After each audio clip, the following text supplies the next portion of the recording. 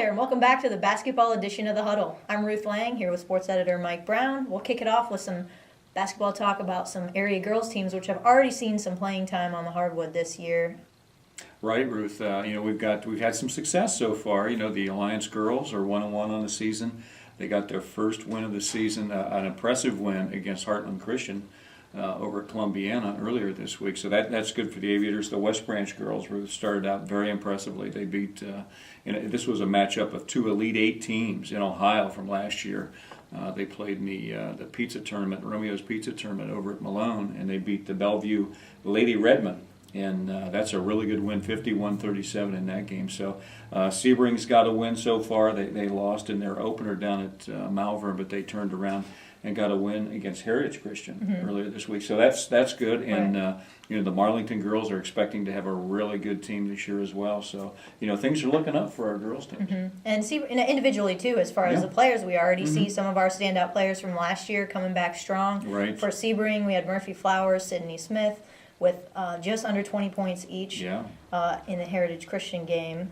And Murphy Flowers actually got a career 500 points already, so that's quite an accomplishment as well. That sure is. And obviously in West Branch, we talk about Melinda Trimmer. She's returning. Yeah, she had 17 points in their opener. She's our review female athlete of the week 1 of the girls' basketball season. She probably could be our athlete of the week a lot of weeks during the basketball season, but you can only get that once in a scholastic year. But that's good for them, and I think this is their shot to get to state. They got within one game. They were one game away from going last year and lost a close game to Akron St. Vincent St. Mary. And Akron St. Vincent St. Mary lost a lot of those girls, and their head coach left. So I think the door is open for them. They need to kick it in, so to speak.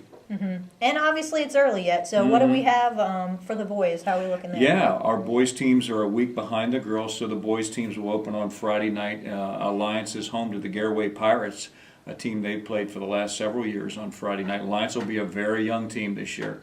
They lost a lot of starters off that team last year, but Larry Kakur has done a great job with that program, and I look for Alliance to still be good. Even though they'll be very young, there'll be a little bit of a learning curve there. Marlington has a lot of height back from their team last year, and Nick Evanich, the head coach, says he wants to play 9 and 10 kids in a game this year. Well, he'll be rotating a lot of guys in and out.